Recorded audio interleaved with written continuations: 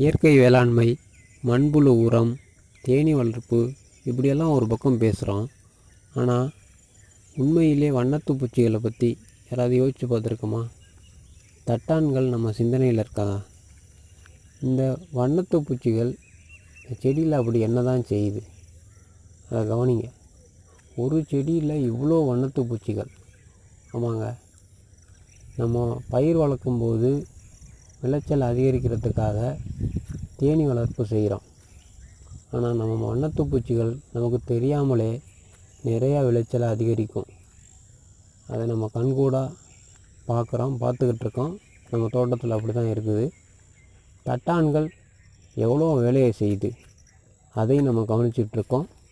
இந்த பதிவு வண்ணத்து பூச்சிகள் விளைச்சலை அதிகரிக்கும் அதை சொல்கிறதுக்காகத்தான். நன்றி.